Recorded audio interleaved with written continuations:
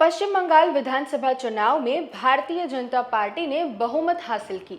9 मई 2026 को भाजपा नेता सुवेंदु अधिकारी ने वेस्ट बंगाल के मुख्यमंत्री के रूप में शपथ ली। शपथ लेते हुए उन्होंने संविधान के प्रति निष्ठा जताते हुए बिना पक्षपात के शासन करने का वादा किया।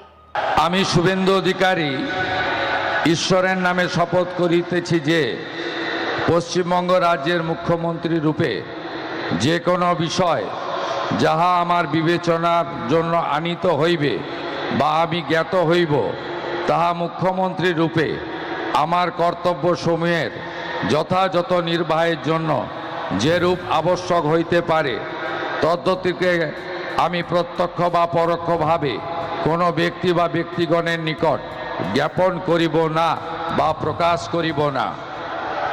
शपथ ग्रहण के बाद उन्होंने रविंद्रनाथ टैगोर की 166वीं जयंती पर उन्हें श्रद्धांजलि दी और लोगों तक ये संदेश पहुंचाया।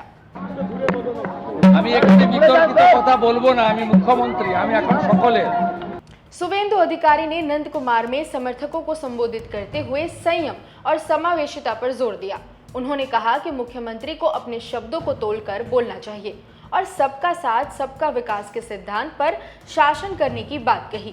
जब समर्थकों ने सबका हिसाब भी होगा कहा तो सुवेंदु ने जवाब दिया कि अब मैं ऐसा नहीं कहता। शब्दों में इतनी नरमी और मुख्यमंत्री को सबका होना चाहिए। सुवेंदु अधिकारी के ऐसे शब्दों पर मत जाइए क्योंकि उनका यह नरम रुख मुख्यमंत्री पद की शपथ लेने के बाद ही देखने को मिला है। चुनाव अभियान और इलेक्शन रिजल्ट सामने आने तक सुवेंदु अधिकारी के बयान देखें तो आपको भर भर कर सांप्रदायिक और भड़काऊ भाषण मिल जाएंगे।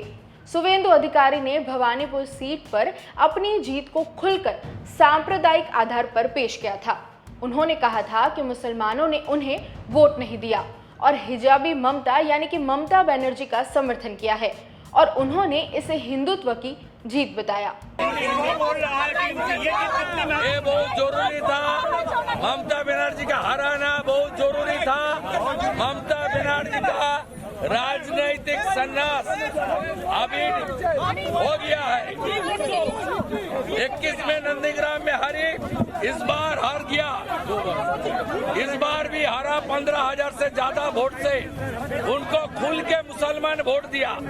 वार्ड नंबर 77 में जितना मुसलमान वोट देने के लिए निकला सब ममता को वोट दिया और मुझे हिंदू, सिख, जैन, बुद्धिस्ट लोग ने आशीर्वाद देकर जिताया। ये जीत हिंदुत्व का जीत है, ये जीत बंगाल का जीत है, ये जीत नरेंद्र मोदी जी का जीत है। उन्होंने दावा किया कि भवानीपुर और नंदीग्राम में जीत के अंतर का कारण मुस्लिम आबादी थी। उनके मुताबिक जहां मुस्लिम वोट ज्यादा थे वहां जीत का अंतर कम रहा, जबकि भवानीपुर में कम मुस्लिम आबादी होने से उनकी बढ़त ज्यादा हुई। नंदीग्रामे मुसलमान বেশি ছিল, মার্জিন কম হয়েছে। ৬৬,০০০ মুসলমান ছিল, ওই জন্য মার্জিন কম হয়েছে। এখানে ৩৫,০০০ মুসলমান ছিল, তাই মার্জিন বেশি হয়েছে। মুসলমান ভোট দেয়নি, মুসলমান ভোট দেয়নি। মুসলমান তার আসল লোককে হিজাব পরা মমতাকে ভোট দিয়েছে। बार बार मीडिया से बात करते हुए सुवेंदु अधिकारी ने हिजाबी शब्द का इस्तेमाल किया। ये स्पष्ट रूप से विवादित और सांप्रदायिक है क्योंकि ये एक तरह से मुस्लिम पहचान पर प्रहार है और उन्हें नकारात्मक रूप से पेश करता है। वहीं चुनाव में मिली जीत को भी सांप्रदायिक आधार पर इस तरीके से बांटना दो धर्मों के बीच सांप्रदायिक तनाव को और गहरा कर सकता है। वहीं हल्दिया से विनिंग सर्टिफिकेट लेने के बाद एएनआई से बात करते हुए सुवेंदु अधिकारी ने ये कहा। मैं 1956 वोट में जीता था। इस बार करीब 10,000 वोट में चुनाव जीता और नंदीग्राम का हिंदू जनता फिर मुझे जिताया। वहाँ मुसलमान वोट पूरा के पूरा टीएमसी को मिला। ये लोग बहुत कट्टरवादी, इसलिए मेरा मार्क ठीक है। मैं नंदीग्राम का हिंदू के लिए काम करूंगा। यहाँ पर भी उन्होंने कहा कि मुसलमानों ने उन्हें वोट नहीं दिया है और हिंदुओं ने उन्हें दोबारा जिताया है। ये बयान तो उनके जीत के बाद सामने आए थे। हालांकि मतों की गिनती के दौरान भी उनके सांप्रदायिक बयानों का सिलसिला जारी था। 4 मई को हल्दिया से मीडिया से बात करते हुए शुवेंदु अधिकारी ने ये कहा, All Hindus are united in favor of Narendra Modi. মোদিজির জয়, পশ্চিমবাংলার জনগণের জয়। मेरा एक्सपेक्टेड है, मेरा 4,500 लीड हुआ सेकेंड राउंड में, एक्सपेक्टेड है। हिंदू बहुल क्षेत्र था। टीएमसी की तरफ से बोला जा रहा है कि अभी भी जो वार्ड हैं वो आपके फेवर में, बाकी जो मेजॉरिटी वार्ड है वो बाद वाले जब खुलेंगे तो उनके फेवर में जाएंगे। तो उनका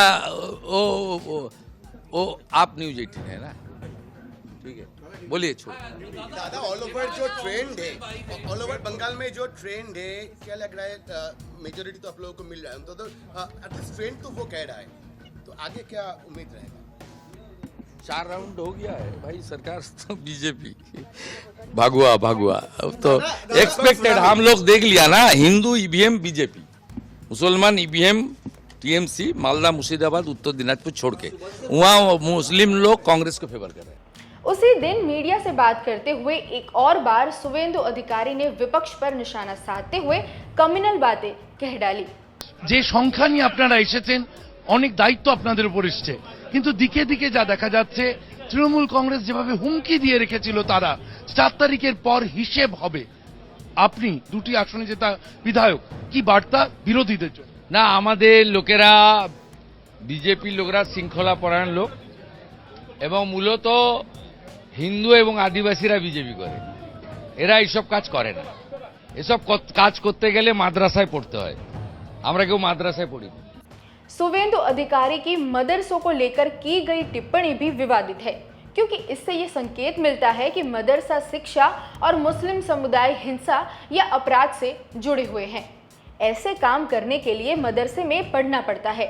इस तरह का बयान मुस्लिम शैक्षणिक संस्थानों को नकारात्मक रूप से पेश करता है और पूरे मुस्लिम समुदाय के खिलाफ पूर्वाग्रह और सांप्रदायिक धारणाओं को मजबूत करते हैं।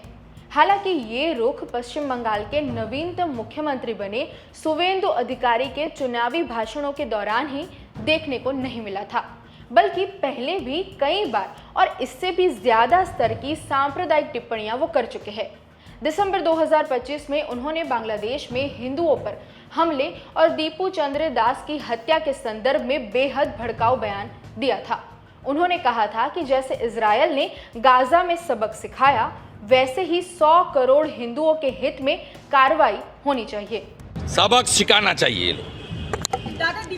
जैसे इजराइल सिखाया गाजा में, उस तरीके से हमारी भारत की 100 करोड़ हिंदू, देश का हिंदू हित में चल रहा है सरकार, सबक सिखाना चाहिए।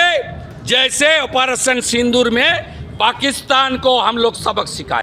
गाजा में हुए नरसंहार का उदाहरण देते हुए भारत में भी ऐसी स्थिति की मांग करने वाली उनकी इस टिप्पणी को लेकर खूब आलोचनाएं हुई थी। गाजा की बात करते हुए उन्होंने एक और बार ऐसी ही मांग कर डाली। হিন্দুস্তানে হিন্দুকে খুন করবে, গাজা শেষ হয়েছে, ইসরায়েল শেষ করেছে, আমরাও শেষ করব। মোদির শিষ্য আছি, মোদির বাচ্চা আমরা, আমার হাজবেন্ড নাম নিশান মিটাবো, খুব সাপোর্ট করতেছে। পলিটিক্স ছেড়ে দেন, হিন্দু বলে মেরেছে। मार्च 2025 में उन्होंने कहा था कि अगर भारतीय जनता पार्टी पश्चिम बंगाल में सत्ता में आई तो तृणमूल कांग्रेस के मुस्लिम विधायकों को विधानसभा से बाहर कर दिया जाएगा। इसके अलावा जुलाई 2024 में उन्होंने भाजपा के सबका साथ सबका विकास नारे की जगह जो हमारे साथ हम उनके साथ का नारा दिया था। হিন্দু বাঁচাবো, সংবিধান বাঁচাবো। আর বলবো, আমিও বলেছি রাষ্ট্রবাদী মুসলিম, আপনারাও বলেছেন সবকা সাথ সবকা বিকাশ। আর বলবো না, বলবো जो हमारे साथ हम उनका साथ, जो हमारे साथ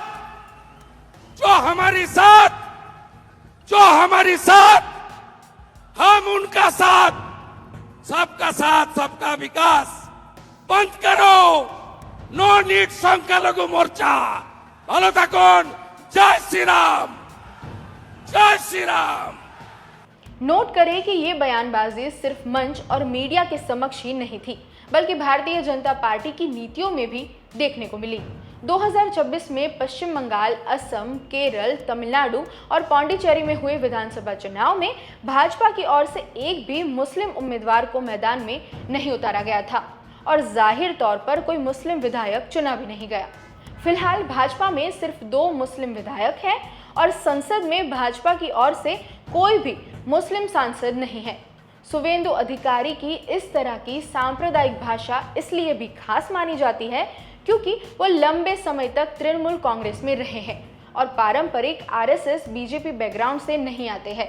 भाजपा में शामिल होने के बाद उनका तेज हिंदुत्ववादी रुख, राजनीतिक रणनीति और बंगाल में ध्रुवीकरण की चुनावी राजनीति से जुड़ा हुआ माना जाता है।